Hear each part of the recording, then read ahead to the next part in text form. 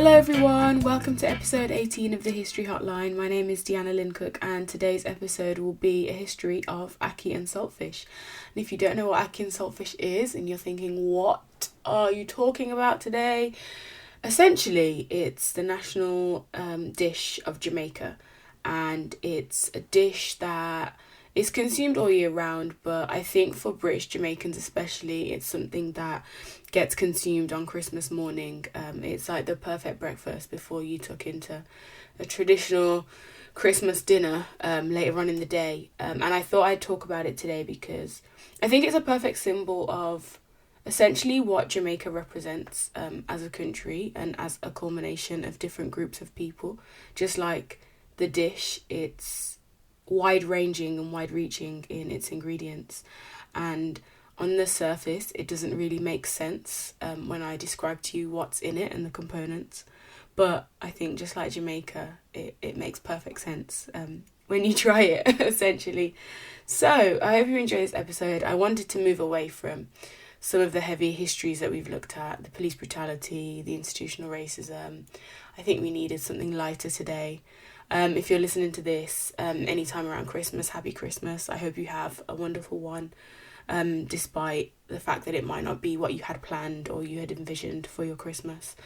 I pray you're safe and your family are well and that you enjoy this episode, because I'm hoping it will be a light-hearted and happy one. Although I will give you a content warning. If you're hungry, please have a snack before you start, because if this episode doesn't make you want to eat, then I'm doing something wrong, definitely.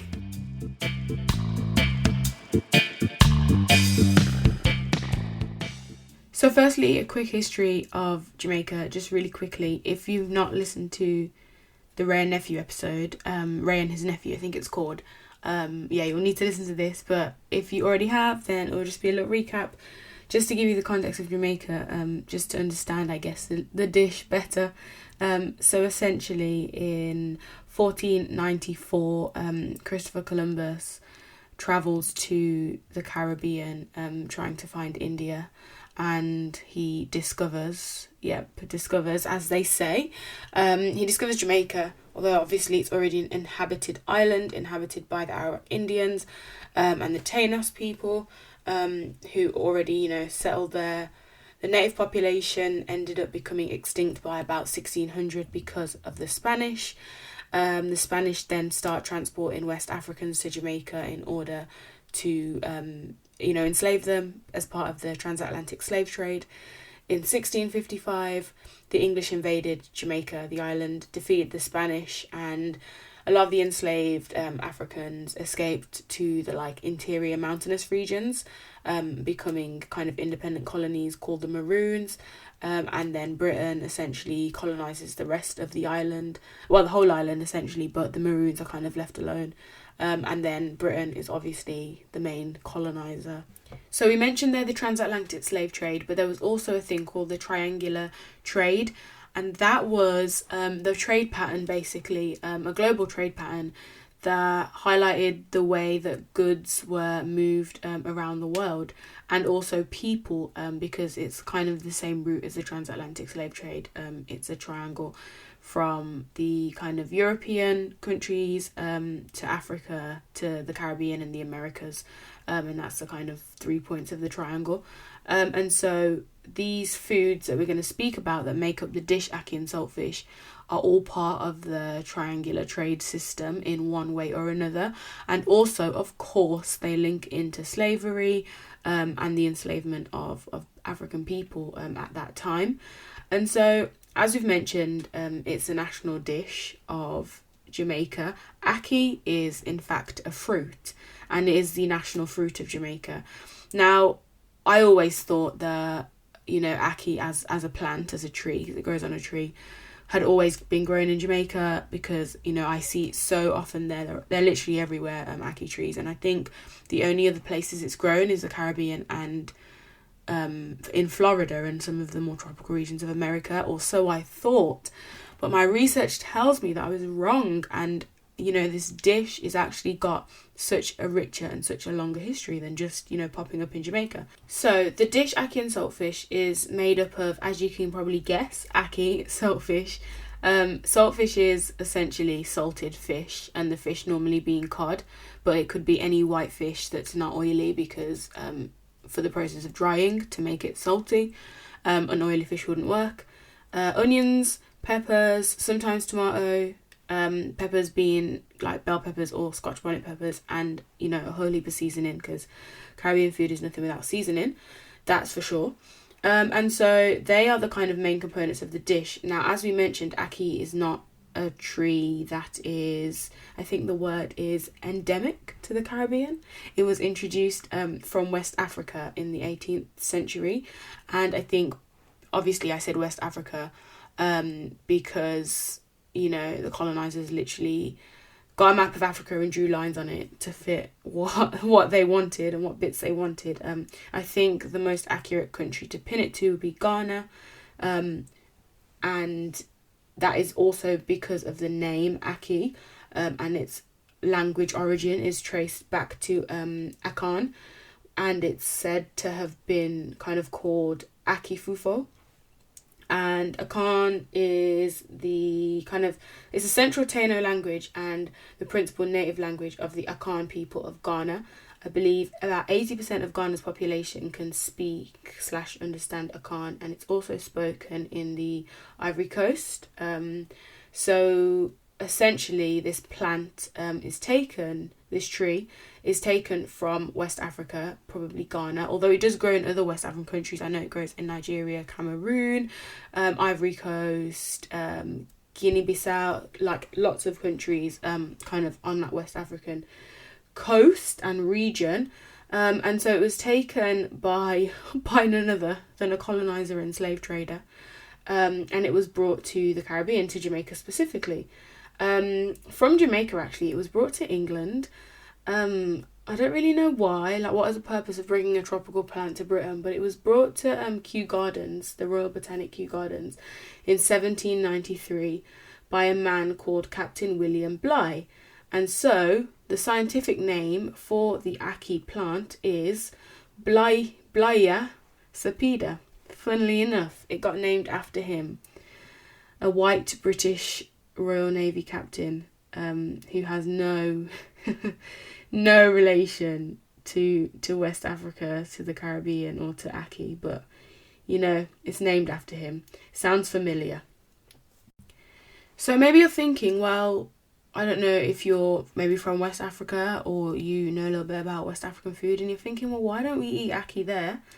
Well, basically, now I don't want to use the word wrong, but apparently there is a fear of ackee in West Africa and in Africa more widely.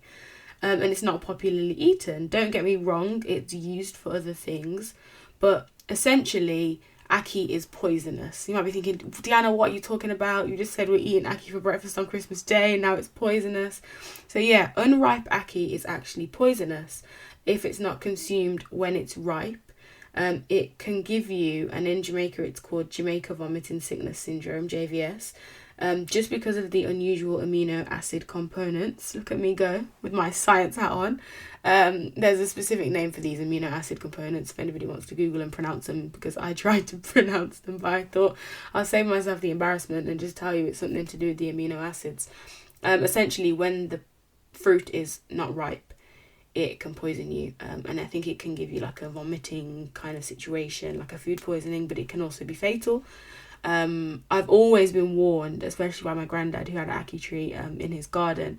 When we would pick them, we always had to be like really careful and make sure they were ripe before they were cooked and eaten. America also have this fear. They actually banned ackee, fresh ackee, from being imported into America up until the year 2000. The FDA banned that, and that is absolutely shocking to me, because if anybody knows anything about American food standards, you'll know that they're basically so low they are in hell. And the fact that they banned ackee for fear of poisoning people just kind of shows, I guess, how lethal this fruit is.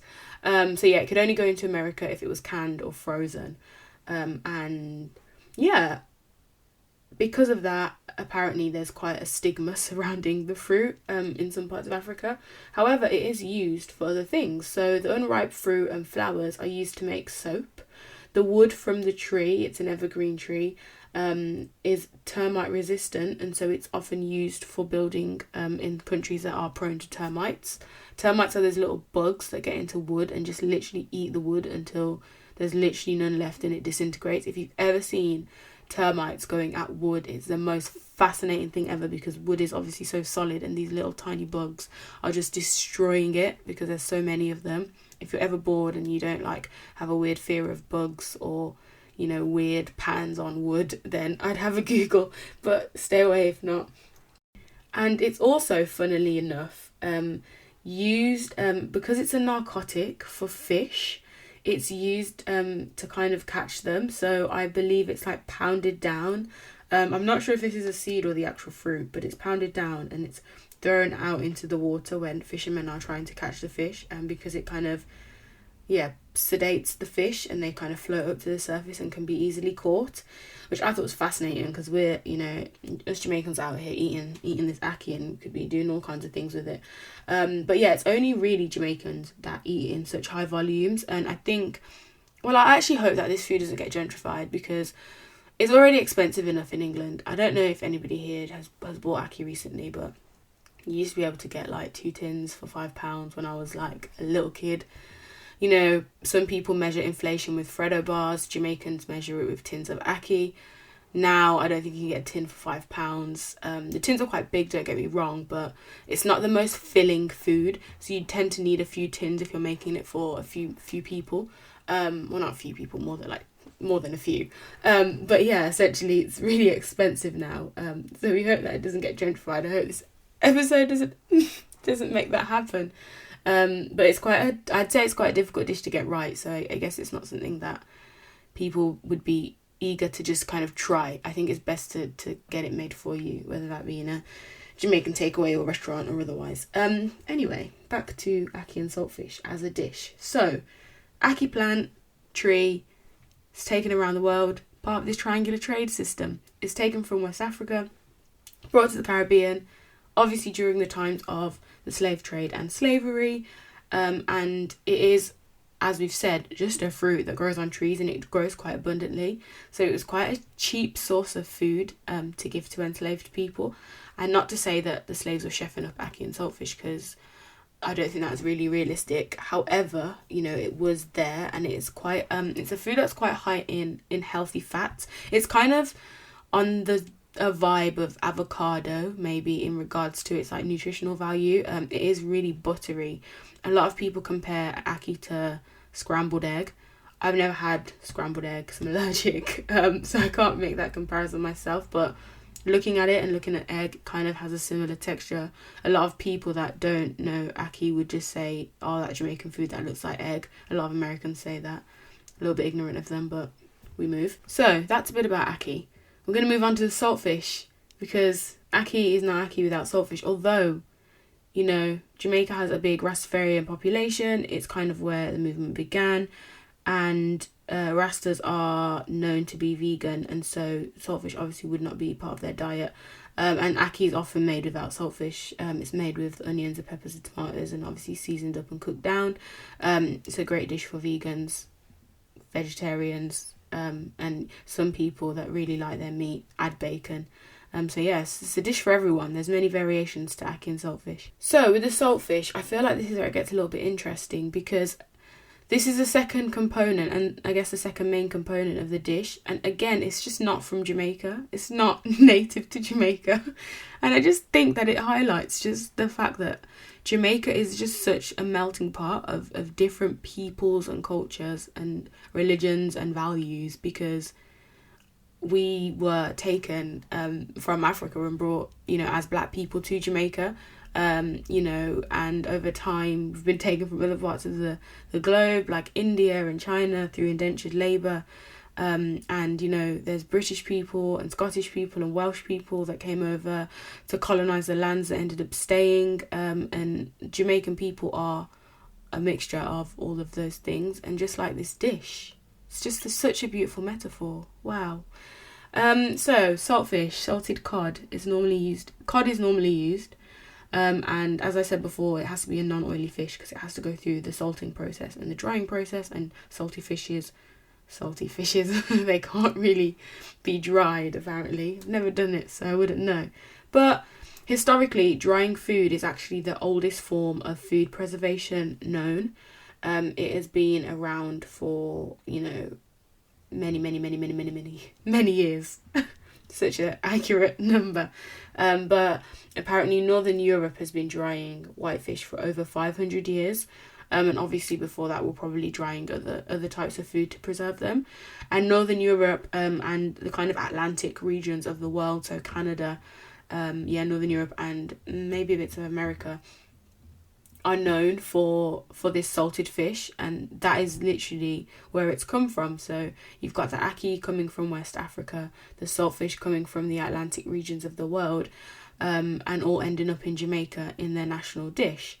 And so it preserves the food, preserves the fish for salting, and obviously for exportation in this triangular trade system, where in this case the fish is being caught in the Atlantic and is moving itself after being preserved and salted to either Africa or the Caribbean and the Americas. And in the Caribbean and the Americas, it's obviously a super cheap and super accessible source of food. And so because the climate is so hot, a lot of food would go off really quickly, especially something like fish. Can you imagine a fish sitting out in the sun for an hour, let alone for weeks on a voyage? And so the fact that this fish was preserved, it meant that it was a really cheap and accessible source of food for enslaved people. So again, this is another food that has come and been passed down through traditions of slavery. And the things that the enslaved people were able to eat and were able to get their hands on. And so it was a staple in an enslaved person's diet in the Caribbean. And that was when it finally was introduced into Jamaica, because it wasn't, initially there. Obviously, it was part of the trade system. And it's, as I said, quite an inexpensive protein source compared to something like meat, which would need a lot of time. You'd need to be able to rear the animals. Jamaica is quite a hot climate, so it might not necessarily be suitable for raising cattle or something like that. And all of that kind of the process of like killing an animal and like butchering it and cooking it would take time. Enslaved people aren't known to have bags of time or any kind of financial compensation. Obviously they are enslaved and not being paid for their labor, so they wouldn't really be able to eat things like meat or have a diet rich in meat, and so that fish was kind of the best source of protein that they would have had. And essentially that is how it came into Jamaica as such a popular food. And I believe like it's eaten more commonly around the world now, because I see it in shops outside of like specialist Caribbean food shops, more so now. So I believe it is obviously used, and it's obviously just preserved fish, salted fish. There are so many things that are salted and preserved that we eat today, like gherkins or pickles. They're preserved in vinegar. So this process is obviously common of preserving foods, and this is one of the outcomes of it. And so the other components of the dish, as I mentioned, are like onions, peppers, Scotch bonnet peppers, which are hot, and seasonings, which obviously, cannot live without. So onions, peppers, Scotch bonnet peppers, all grow native in Jamaica. And so I guess that's the kind of the small parts, the garnishes that are part of the Jamaican history as foods and as plants, making it into the dish. And then seasonings, most seasonings that came to Jamaica were brought actually by Indians who came over in the kind of aftermath of the ending of slavery in 1833. There was an extended period of what we call apprenticeship, where essentially the rule was that the people that had been enslaved and were working on the land needed a period of transition to becoming free. Really, it was just an extension of slavery, and for about 6 more years, they essentially worked as enslaved people on the land and continued to do exactly what they were doing under the guise of being free and transitioning into freedom. after that kind of period happened, and planters and overseers and like plantation owners realised that the kind of free labour was over, the source of labour was dried up and it was illegal for them to do so. They had money because they were paid reparations by the British government as loss of property because they had now lost their enslaved people, and they were able to pay for the passage of people from India and China to come over and work as indentured labourers, to work the lands and to do the jobs that the previously enslaved people were doing. The Chinese and the Indian people weren't like slaves, they were not being categorised by that, they were compensated for their work, obviously poorly paid, and the conditions of living and their existence was very poor. It was a kind of extension of slavery with a different group of people, and many African people that were in the Caribbean and the descendants of those would have worked the land anyway because realistically they weren't trained to do much else in the kind of aftermath of the abolition of slavery, and so they continued to do that work, but Indian people brought over spices and they brought over especially curry powder. That's why Jamaican people essentially, I guess, have curry goat and curry chicken, because it was brought over these seasonings and these spices from India. And so I think that kind of exemplifies this whole concept of the country being such a melting pot and this dish being such a good metaphor for it. So I kind of wanted to leave with this really beautiful quote from an article I read when I was researching this episode. The article's called "Jamaica's National Dish is an Immigrant to Its Own Shores," and it's by B. Kwame. And she writes this little, it's quite personal. She lives in Toronto and is Jamaican and is speaking about the dish, and I just wanted to read out an excerpt because I think it just speaks to everything I've been trying to explain about, but it's just written so beautifully. She says, "There's a Jamaican expression my grandmother often said, 'Every mickle make a muckle,' and that means little things add up to grand things.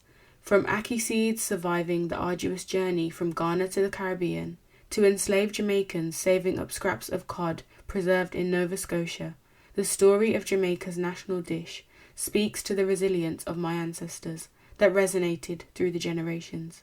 Even under painful circumstances, there's beauty in creating something new with pieces that don't seem to fit together."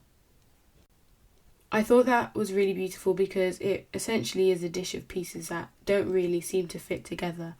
If I would have told you that, people will be chowing down on Christmas morning to a dish of a yellow fruit, onions, peppers and seasonings and spices, and fish all in one, like literally vegetables, fruit, a buttery fruit and fish all together, you might be thinking that's so strange and that wouldn't work, but it does. It works so perfectly. It's like the best food ever, and no judgment for whatever you eat it with. There's so many options: bread, fried dumpling, boiled dumpling, plantain, anything, rice even if you want it for dinner. It's such a versatile dish, and as I said, the national dish of Jamaica, and something that I guess as Jamaicans, it's one of those things that we're super proud of because it does exemplify the country of Jamaica and what it kind of has become about.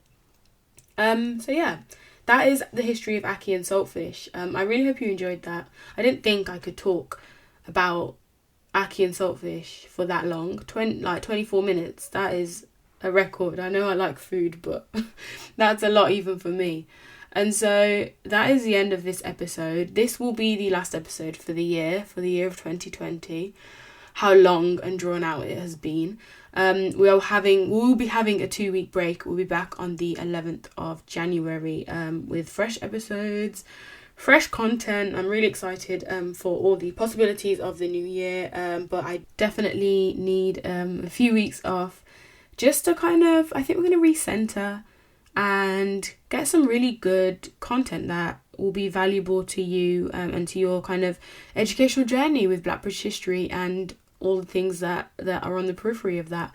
So I'm just going to say that I'm so thankful for all of you that have listened from August when we started to now, and all of the people that will continue to listen into 2021. Thank you so much for all your support, for all your kind words, for sharing the content, for following, for liking, for subscribing.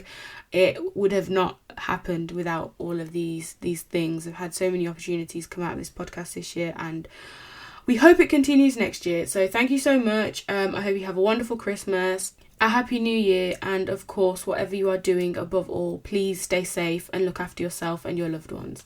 Thank you for listening. Bye.